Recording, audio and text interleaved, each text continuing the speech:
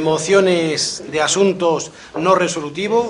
Aquí, en el punto número 15, concluimos el debate, señor secretario. Damos cuenta de comunicaciones, escritos y decretos rápidamente.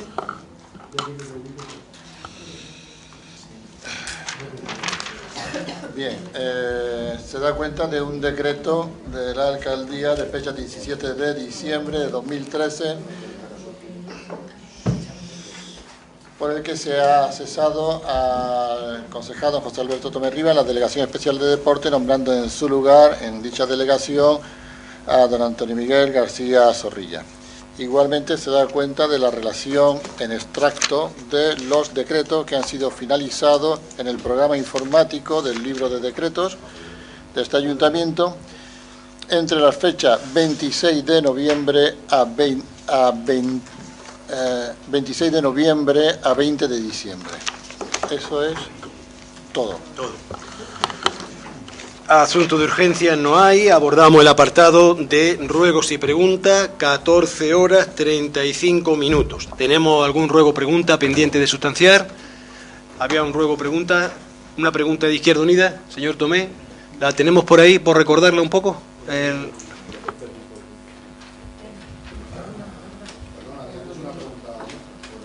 Había una pregunta por escrito del Grupo Socialista. Bien, perfecto. Pues entonces, con fecha 20 de diciembre, se ha registrado un documento firmado por el Grupo Socialista y firmada por la señora Arrabal Tellez, en la que formulan una serie de preguntas. Señora Arrabal, ¿quiere usted dar lectura a las mismas?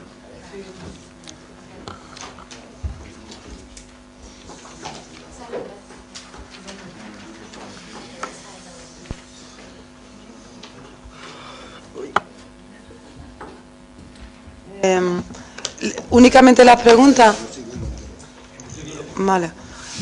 Bueno, la siguiente era, se hizo una serie de preguntas. Primero, especificar el número de matrículas de este curso 2013-2014, cuántas matrículas de niños o niñas no empadronados en ERJA hay más con respecto al curso pasado. Bueno, si está por escrito supongo que lo habrá leído. También, señora Arrabal, vamos a ver, si usted no quiere dar lectura a la pregunta, directamente la concejala. Sí, la estoy haciendo. Vale. No, yo le he preguntado si me voy únicamente también al enunciado. No, pero como usted ha dicho que supone que la habrá leído, porque están por escrita, que la concejala no solo la ha leído, sino que está preparada para responderle. Porque quede con constancia su intervención a la hora de plantearla. ¿Vale? Bueno, pues en el pleno de fecha 27 de septiembre de 2013 formulé preguntas orales relativas a la Escuela Municipal de Música y Danza. La concejala señora García Rojo solicitó que le realizara la misma por escrito para dar cumplida respuesta, quedando pendiente la misma. Y son las siguientes. Primero, especificar el número de matrículas de este curso 2013-2014. ¿Cuántas matrículas de niños o niñas no empadronados en ERJA hay más con respecto al curso pasado? Las dos bajas que hubo de profesores. Segunda, ¿por qué no se ha contestado a un escrito con fecha de entrada en este ayuntamiento 29 de enero del 2013 de una familia de Torró sobre la legalidad de rescindir un contrato bilateral de manera unilateral y de la discriminación en el importe de las tasas al no estar empadronado? Tercero, ¿por qué no se ha contestado a los dos escritos del Defensor del Pueblo andaluz sobre las preguntas de esta misma familia? Cuarto, ¿por qué se pasó al cobro en el mes de agosto 2 recibos sin previo aviso a la familia?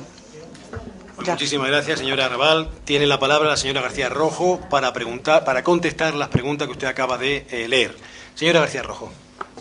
Sí, en principio quería aclarar un tema. Estas preguntas se formularon en septiembre y yo, como no lo había recibido por escrito, ya en el mes de octubre me las había preparado, que así lo dije, pero prefirieron transcribirla y ponerla por escrito. Cuando me llegó esto, que fue el lunes, tanto Justi como el director de la Escuela de Música, que son las personas que me pueden dar los datos, no están. Y en el audio no figura la pregunta concreta de cuántas matrículas de niños o niñas no empadronadas en ERJA hay con respecto al curso pasado. Por lo tanto, puedo contestarle a todo, menos a esta que no estaba en el audio, y lógicamente cuando... Muy fuerte. Entonces, especificar número de matrículas de este curso 2013-2014. Eran 495. Como están sufriendo cambios, no sé si habrán aumentado o no en estas semanas, pero eran 495 matrículas las que teníamos en este curso. las 2 bajas de profesores. Hay 4 profesores interinos que están durante todo el año contratados y hay una serie de profesores que se contratan la duración del curso escolar. Por lo tanto, bajas no hay, sino que los contratos tienen una fecha de comienzo y de fin. Cuando terminan, pues acaban todos estos contratados, y este año, referente al número de profesores contratados el año pasado, hay 1 más.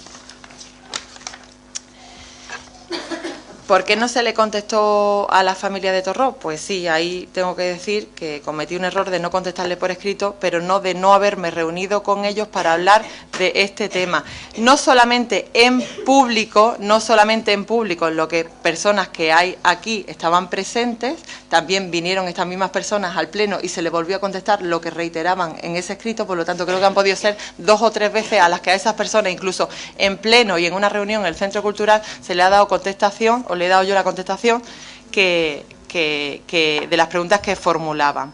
Referente a los escritos del Defensor del Pueblo, sí que se han contestado. Lo que sí que quiero que entiendan es que el primero se contesta en verano, cuando el personal del Ayuntamiento ya empieza a cogerse las vacaciones, y supongo que la señora Arrabal entenderá más que nadie, ya que ha tardado 3 meses en formular unas preguntas, que un informe de 5 páginas también requiere su tiempo, y el personal de aquí del Ayuntamiento también tiene que cogerse las vacaciones. Por lo tanto, se ha dilatado un par de meses, pero que ya se contestó en el mes de octubre. Y referente a por qué se pasó el cobro en el mes de agosto de 2 recibos sin previo aviso, he de decir que desde que se modificó la ordenanza, los recibos se empezaron a pasar con unos cuantos meses de retraso, pero a partir de que se comenzó a pasar el 1 se han ido pasando cada uno mensualmente. Así, el de mayo, que se cobra en julio, se domicilia el 31 de julio y por eso se cobraría el 2 de agosto. Y el de junio se pasa el 26 de agosto, por lo que se cobra el 28 de agosto. Por lo tanto, no es que se pasen 2 recibos sin avisar en el mismo mes, sino que cada mes se va pasando un recibo. Lo único que el de julio, en vez de cobrarlo el 31 o el 20 y tantos de julio, pasó al día 2 de agosto, por días de fin de semana, supongo, lo que sea, ya que se pasó el recibo el 31 de julio y el otro se pasó el 26 de agosto. Por lo tanto, se han ido pasando con aviso, porque cada mes te van cobrando un recibo. Lo único que uno de final de mes ha pasado a primeros de mes. Luego, tan solo queda por contestar la relativa a los no empadronados. Perfecto, señora Arrabal, esa queda pendiente de contestar, y tan pronto se incorporen el personal que tiene la información. Señora García Rojo, no esperamos al próximo pleno, sino se le traslada por escrito la información a la portavoz del Grupo Socialista para este asuntillo. ¿De acuerdo? Izquierda Unida había formulado una pregunta. El señor Tomé Riba da lectura a la pregunta formulada por Izquierda Unida y la respuesta. Bien, la pregunta formulada es hacer una preguntita al señor alcalde, a quien me quiera contestar del PP. Han pasado ya 20 meses de la entrada en vigor del decreto de la Junta de Andalucía 2/2012 que regulaba el régimen de edificaciones y asentamientos existentes en suelo no urbanizable. Pues en noticias aparecidas en prensa recientemente, de los 101 municipios de la provincia, tan solo 35 han iniciado trámites para adaptarse a dicho decreto andaluz. Entonces mi pregunta, yo creo que es muy clara. ¿Por qué el Ayuntamiento de Nerja no ha iniciado estos trámites? Por lo menos así nos aparece en las noticias de prensa. Y cuando todos sabemos que la comarca de la Zarquía es una de las zonas de mayor número de viviendas irregulares. Entonces, en el caso de que la respuesta sea favorable, ¿de qué se está haciendo algo? O bien por iniciativa del Ayuntamiento, o bien a instancia de los privados que tienen esa vivienda en situación irregular. ¿En qué situación se encuentra y qué vamos a hacer? ¿Por qué no aparecemos? En fin, todos sabemos que el señor alcalde tiene 700 expedientes guardados en el cajón, en el olvido, y entendemos que la legalidad urbanística tiene que ser algo prioritario. Y entendemos que, bueno, que si la Junta de Andalucía saca un decreto que es de obligado cumplimiento, ¿por qué el Ayuntamiento de Nerja, repito, no ha hecho nada en este sentido? ¿Qué pasa? Que no hay ninguna vivienda irregular en el municipio de Nerja, que nos informe y se lo expliquen a los vecinos en qué situación está. Muchísimas gracias. Respuesta. Pues efectivamente, señor Romero, como bien dice usted, haciéndose eco de la noticia, hace 20 meses que entró en vigor el decreto. Lo que usted se olvida es que en ese decreto se ponía que en 3 meses nos iban a dar las normas directoras para poder regular el artículo 4 y 5 de dicho decreto. Han tardado 14 meses en dar esas normas directoras. Con lo cual, en el Departamento de Urbanismo se ha estado a la espera de tener toda esa documentación, se están tramitando todos los informes, porque esto no es simplemente que se acoja o no se acoja, sino que tienen que estar motivados a qué situación nos vamos a acoger de ese decreto. Y en este momento se puede decir que, salvo cosa de última instancia, o salvo que haya algún problema, la línea que los servicios tanto jurídicos como técnicos de esta casa es que vamos a tramitar la innecesariedad de la tramitación del avance en este tipo de decreto. Y también me extraña mucho que me diga usted que no se ha hecho nada en este sentido, cuando en este mismo pleno, y usted lo sabrá porque estaba y votó, se aprobaron las ordenanzas tanto reguladoras como fiscales para poder ir adaptarnos a este tipo de decretos. Entonces, me resulta muy raro que me diga usted que no se ha hecho nada en este sentido, por lo cual le he dicho que sí se han ido avanzando en esta tramitación, y que Nerja no ha iniciado estos trámites. Pues efectivamente, los servicios urbanísticos están ultimando los informes para que podamos traer a este pleno la aprobación de innecesariedad del avance, que es el plazo previo para acogernos a este tipo de decretos. Contestada la pregunta, señor Romero, formulamos ahora ruego y preguntas orales correspondientes a la sesión en la que estamos. Señor Peña, Grupo Socialista. Bien, quiero hacer una pregunta que no tenía prevista, pero que ha surgido a lo largo de esta sesión plenaria, porque, bueno, pues como suele pasar en algunas ocasiones, preguntas o cuestiones que durante el desarrollo del pleno planteamos se quedan pendientes, después se nos quita la palabra con que ya no es el momento, y eso se queda un poco en el aire. Y es una cuestión que ha surgido que creo que tiene cierta importancia, y la pregunta va directamente dirigida al señor presidente, y si es necesario contar con el asesoramiento del señor secretario, pues también me gustaría oír su opinión al respecto. Esta mañana, cuando hemos presentado la moción sobre transparencia, para que se diesen pues datos a la oposición sobre el funcionamiento, resultados tanto comerciales como económicos, tanto de la Fundación Cueva de Nerja como de la empresa de aguas de Narixa, S.A., bueno, pues no se ha aprobado, argumentando cuestiones de tipo más o menos legal, cosas con las que no estamos de acuerdo, pero eso se ha quedado así. De todas las formas, yo he hecho una consideración, y es que en el pleno del día 7 de julio del 2011, según se dice en el artículo 38 del ROC, y así figura, que dice que una de las cuestiones que se tratarán por el alcalde que convocará la sesión dentro del mes de la constitución de la corporación y demás, es el nombramiento de representantes de la corporación en órganos colegiados que sean de la competencia del pleno. Y efectivamente, Consejo de Administración de Aguas de Narixa, en ese pleno hay una moción, y el señor presidente, bueno, pues se plantea él mismo como presidente, en este caso de la compañía, y a dos vocales, que son los concejales aquí presentes, José Alberto Tomé Rivas y don Antonio García Zorrilla. Nada que objetar, se cumple con la normativa, y no obstante, el otro día nos vimos en una junta de gobierno de fecha 2 de diciembre de 2013, donde, según figuran en los estatutos de la compañía, hay que hacer una renovación de cargos, y ya he comentado esta mañana que entiendo que el cargo de consejero nato o presidente, que creo que era alternativo, que corresponde al presidente o al alcalde de nuestra localidad, pues se ajusta a lo que se aprobó en aquel momento, pero no así los consejeros que se vuelve a nombrar, a los mismos dos consejeros que se hizo en pleno, José Alberto Tomé Rivas y Antonio García Zorrilla. Y no porque sea ilegal, sino porque en la ley de bases de régimen local, y antes lo he comentado, dice en su artículo 22 que los acuerdos relativos a la participación en organizaciones municipales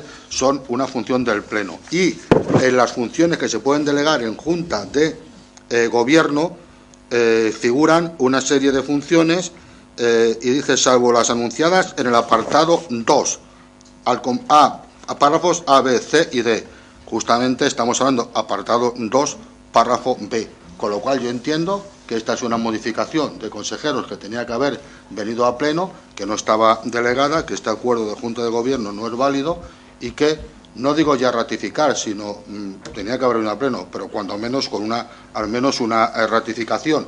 Sigo insistiendo que creo que lo suyo es que hubiese venido a pleno, que aquí ha habido un error en el tratamiento. Pido el asesoramiento, o sea, la respuesta del señor presidente, puedo estar equivocado, es una consideración que hago en función de ver la normativa, y pido también, si es necesario, la opinión del señor secretario.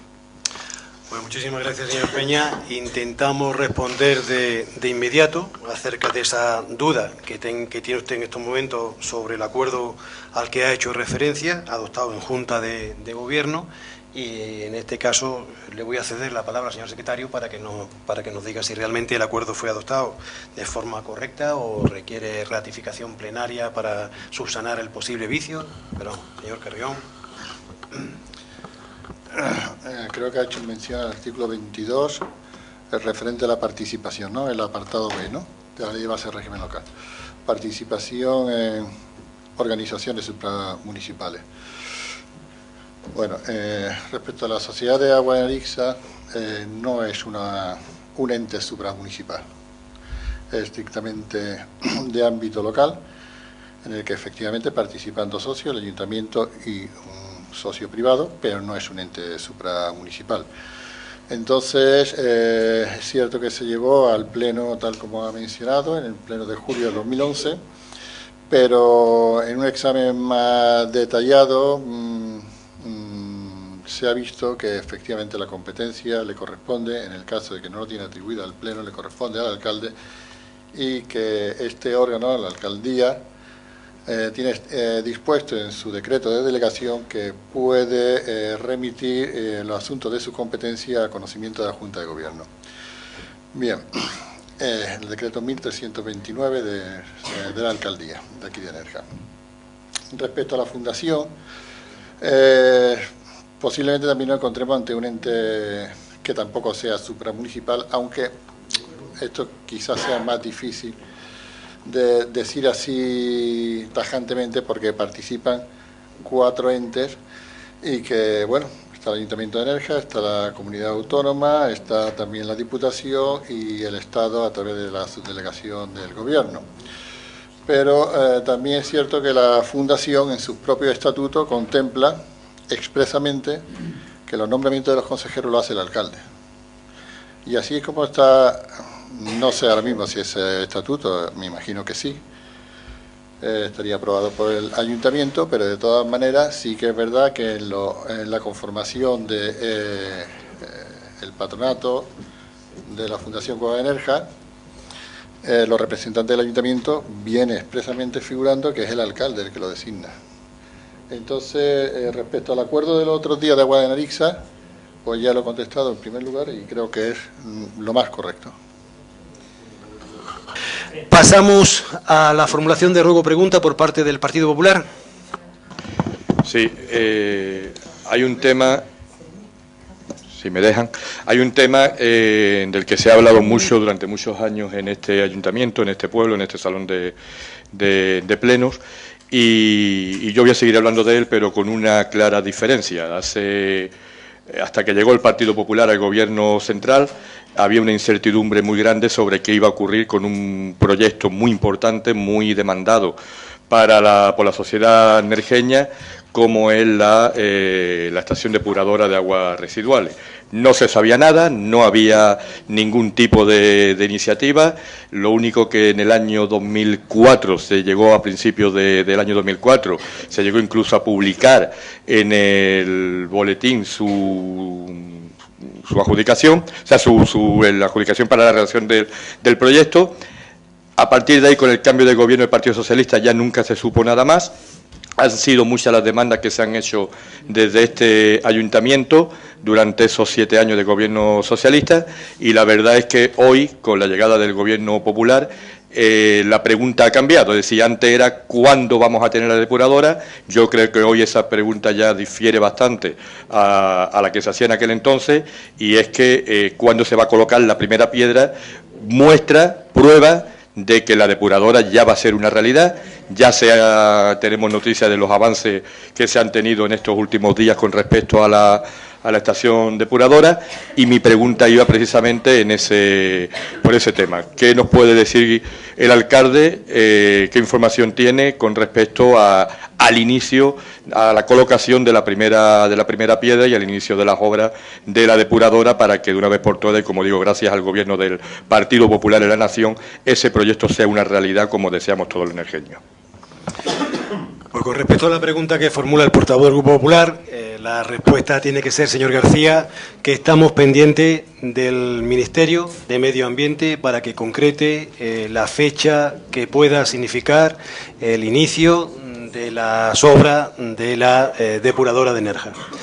Les recuerdo, o les informo, mejor dicho, que con fecha...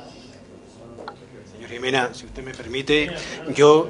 informo, pero que no le entren, informo al Grupo Popular y a los demás miembros presentes que tengan interés en conocer el estado actual de dicho proyecto. Recuerdo que con fecha 10 de diciembre, se me confirma en una reunión celebrada en la propia alcaldía que ya se firma el acta definitiva de comprobación del replanteo de las obras. Ese trámite para el Ministerio tiene la consideración formal de inicio de las obras. Para nosotros va a tener la consideración real del inicio de las obras cuando efectivamente se produzca esa... Señor Jimena, no quiero llamar al orden a nadie, menos a un miembro de mi grupo, pero no le vuelvo a nadie. Hombre, señor Peña, duele más, hombre, siempre duele más. Pero si hay que llamar al orden, se le llama. Señor García Jimena, entonces le decía que para nosotros el inicio real de las obras se va a producir cuando se desarrolle ese acto de colocación de la primera piedra y de manera seguida el inicio de las obras. No depende de mí, no depende de nosotros. Si de nosotros dependiera, las obras ya se habrían iniciado. Depende de que el propio ministro determine la fecha y confirme su asistencia o cualquier otra persona de su departamento. 3:05, señores, levantamos la sesión y por tanto, ahora sí, a todos, feliz año, que vaya todo bien en lo personal y en lo político, mucha suerte.